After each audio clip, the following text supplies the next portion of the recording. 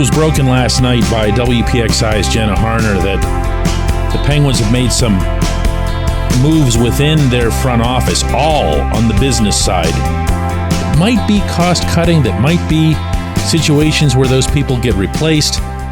But it's one of those things that, especially given this franchise's precarious history, can get people concerned. Good morning to you. Good Thursday morning. I'm Dejan Kovacevic of DK Pittsburgh Sports, and this is Daily Shot of Penguins. It comes your way bright and early every weekday if you're into football and or baseball. I also offer daily shots of Steelers and Pirates in the same place that you found this.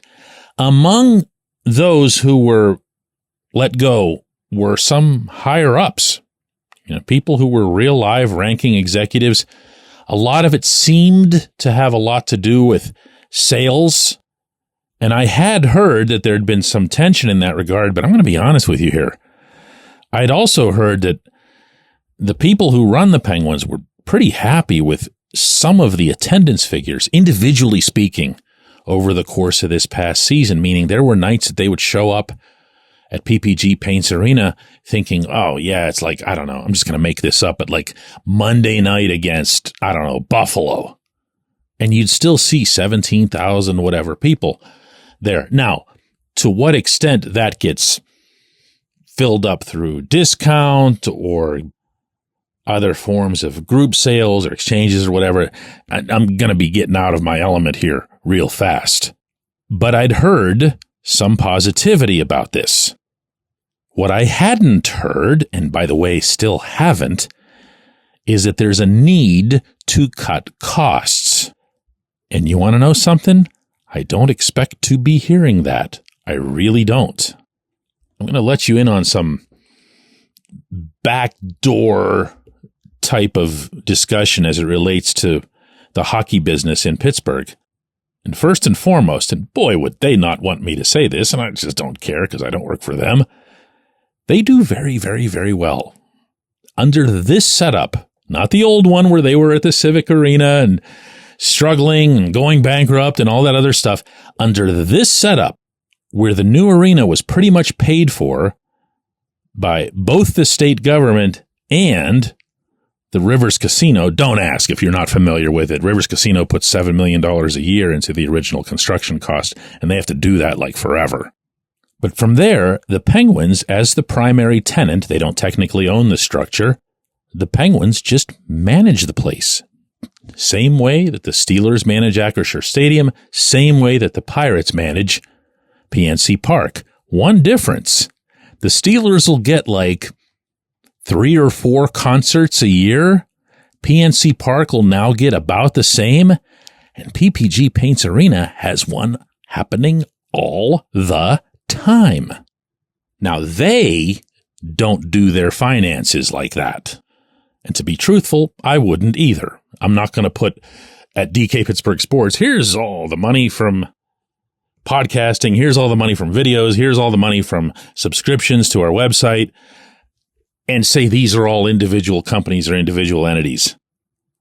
But we do keep them separate for our own books because we want to know what's going well, what might not be going as well, where we should add further investment, where we should maybe take some away. So the books are kept that way. And the Penguins, as an entity, meaning those people in Pittsburgh running the hockey operation, are expected to do the same by their overlords at Fenway Sports Group. As such, they do have to make sure that they're fiscally solvent and prudent and all that other stuff, especially if FSG is going to pay up to the salary cap every year. And by the way, they will. And if that was the only reason you were listening to this segment of the show anyway, you can stop now. This isn't going to affect hockey at all. But from the standpoint of the franchise's health and future and all that other stuff, that if you're a longer-term fan of the sport in our city, this is going to ring alarm bells. And I'm just here to tell you today that it shouldn't. Because if one gets really serious about this, one realizes that there'd be no concerts if there weren't any Penguins, because there wouldn't have been an arena without any Penguins. They would also realize that all of the various real estate dealings that are currently taking place across Center Avenue, including the new FNB skyscraper, the new events venue that's going to be going up later this year, none of those happen if there isn't a Pittsburgh Penguins. So what in all likelihood happened here is one of two things. One, they're taking this separate bookkeeping thing very seriously. Or two, they really just want different people. And I'm not going to sit here and judge that in one direction or the other. But it's at least plausible that they said, we need some new voices, we need some new bodies, we need some new ideas, whatever the case might be. Again, I'm not sitting here trying to justify or anything, just throwing that out as one of what I see as two possibilities here. The hockey team is fine, bottom line. When we come back, J1Q.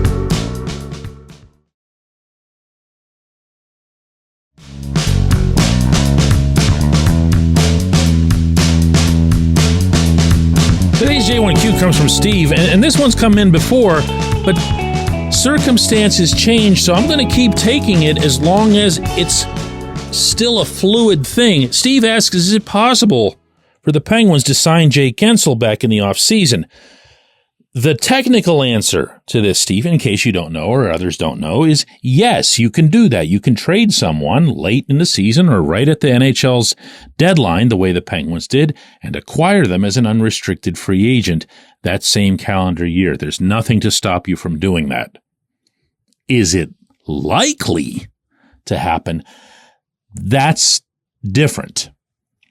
My feel on this was one of those uncomfortable situations where I was told one thing by someone who really ought to know within the team, and I was told the exact opposite thing by someone else who really ought to know within the team. So my reporting on this became really 50-50, wishy-washy, just blah. There really wasn't anything to it. I would say, sure, it's possible, but is it likely? Well, maybe there's a 50-50 chance, and trying to sound all reporter-like. But that's what I have. That's what I've had pretty much since the deadline. Now, there are a couple other things to throw into this. One is that I've been in touch with the family, meaning Jake's family, and as you might recall from Jake's earliest days with the Penguins, a pretty tight group.